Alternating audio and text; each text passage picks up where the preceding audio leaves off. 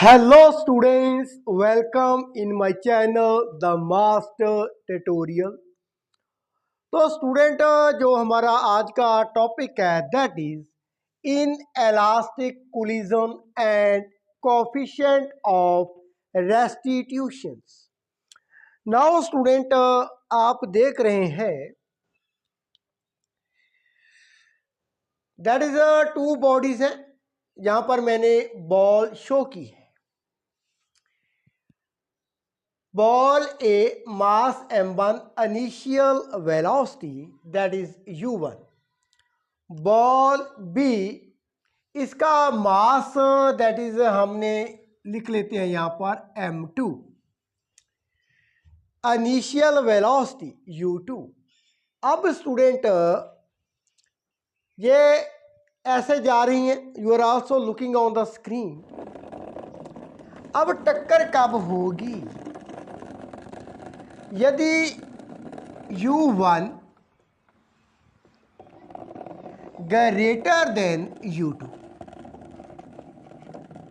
u1 greater than u2 means ball A की velocity ज़्यादा होगी बॉल बी से। After some time they will be collide. अब student u1 minus u2 इसे हम कहते हैं velocity of approach. Velocity of approach u1 ज़्यादा है, बड़ी है, माइनस u2 इसे बोलते हैं वेलोसिटी ऑफ अप्रोच। जब हमने elastic collision in one dimension किया था टॉपिक, तभी मैंने इसे एक्सप्लेन किया था। वो वीडियो आप देख लेना, तभी इस टॉपिक को आप अच्छी तरह से जान पाएंगे। अब स्टूडेंट दोनों बॉल्स सेपरेट कैसे होंगी? यदि after the collision ball B की जो वेलोसिटी v2 है, बॉल ए की वेलोसिटी v1 से बड़ी होगी, ज़्यादा होगी। So student v2 minus v1 इसे हम कहते हैं वेलोसिटी ऑफ सेपरेशन। इसे हम कहते हैं velocity of separation and u1 minus u2 that is velocity of approach. Now come to the point student, inelastic collision में क्या होता है? टू बात आपने रिमेंबर रखनी है, याद रखनी है। Momentum of the colliding bodies conserved means two bodies हैं ए एंड बी, इन दोनों का मोमेंटम का यदि हम सम अप करते हैं मींस मोमेंटम सिस्टम का टक्कर से पहले उतना ही होगा जितना टक्कर के पश्चात होगा। Momentum is conserved but kinetic energy is not conserved. So in elastic collision में जो गतिज ऊर्जा का सम अप होता है मींस गतिज ऊर्जा इन दोनों की सिस्टम की ये लार्ज होती है एज कंपेयर टू जब उनके बीच में क्या हो जाता है, टक्कर के पश्चात सेपरेशंस आगे हो जाती है। टक्कर के पश्चात जो गतिज ऊर्जा है सिस्टम की वो लॉस हो जाती है, कम हो जाती है। Loss in the form of sound, heat etcetera, वो किसी भी तरह से हो सकती है। मीन्स गतिज ऊर्जा जो सिस्टम की है टक्कर से पहले लार्ज एज कंपेयर टू टक्कर के पश्चात। सो स्टूडेंट सबसे पहले हम बात कर लेते हैं काइनेटिक एनर्जी की। Kinetic energy of the system that is half 1/2 m1 v1 square, टक्कर के पश्चात मैं लिख रहा हूं पहले, plus half m2 that is v2 इसका स्क्वायर लेस देन किससे कम है? सिस्टम की गतिज ऊर्जा जो टक्कर के पहले थी।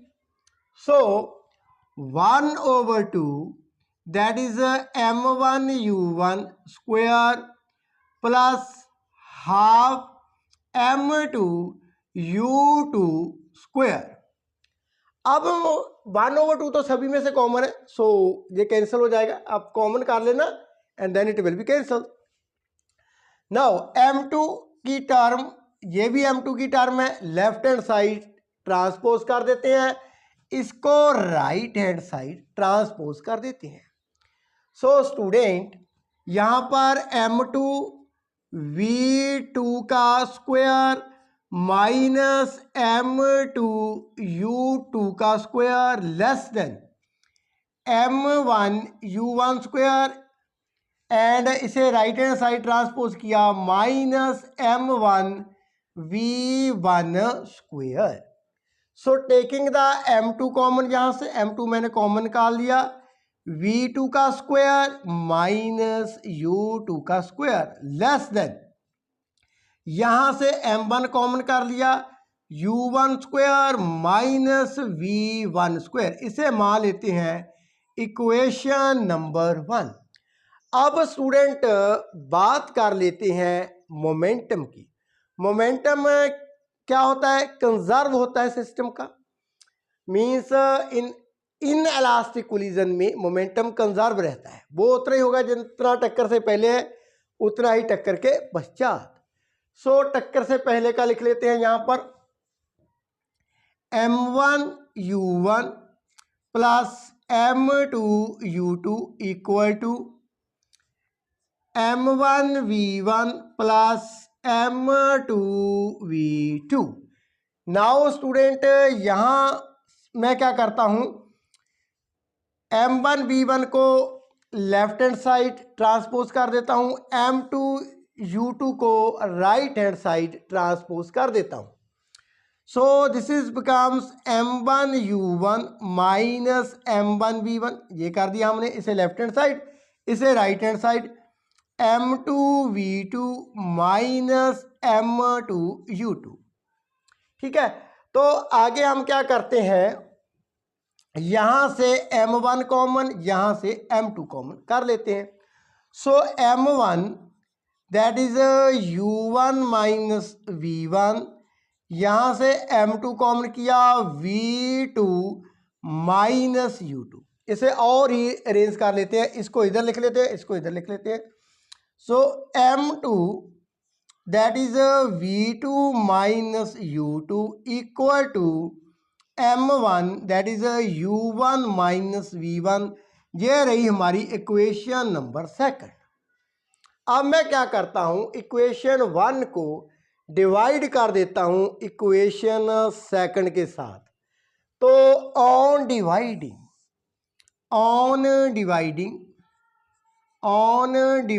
हम क्या देखते हैं, इक्वेशन 2 बाय 1, इक्वेशन 2 को 1 के साथ डिवाइड कर देते हैं।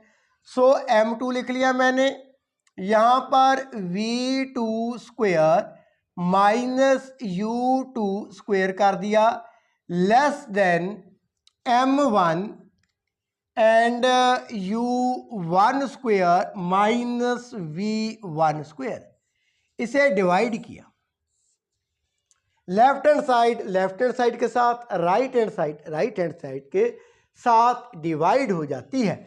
So m2 that is v2 minus u2, यहाँ पर again m1 that is u1 minus v1, m1 के साथ m1 कैंसल, m2 के साथ m2 कैंसल। नाउ स्टूडेंट ए स्क्वायर माइनस बी स्क्वायर, इसका क्या फार्मूला होता है, यहाँ पर आपको मालूम ही है, A square minus B square equal to A plus B in bracket A minus B. तो यहाँ पर ए एंड बी क्या है, ए है v2 एंड बी क्या है that is u2। So student यहाँ पर v2 plus u2 and v2 minus u2 over v2 minus u2 less than that is u1 plus v1 u1 minus v1, जहां पर u1 plus v1 u1 minus v1 over u1 minus v1, ये cancel हो जाएंगे, यहां पर ये cancel हो जाते हैं। So student v2 plus u2 less than u1 plus v1। अब v1 को लेफ्ट हैंड साइड ट्रांसपोज किया, u2 को राइट हैंड साइड ट्रांसपोज किया। So v2 minus v1 less than u1 minus u2। ये क्या है? Velocity of separation. ये क्या है? Velocity of approach. तो हमने क्या रिजल्ट निकाला स्टूडेंट? जो वेलोसिटी ऑफ सेपरेशन है, वेलोसिटी ऑफ सेपरेशन, ये वेलोसिटी ऑफ सेपरेशन है इन इलास्टिक कोलिजन में ये कम होगी than the velocity of approach. Velocity of approach, इससे हमने रिजल्ट निकाला है। तो स्टूडेंट आगे की वीडियो में मैं डिस्कस करने जा रहा हूँ इन इलास्टिक कोलिजन के इसी टॉपिक के सम स्पेशल केसेस। यदि इस टॉपिक में यहाँ तक आपको any problem you can ask me in the comment section. आगे की वीडियो देख लेना। Thank you so much.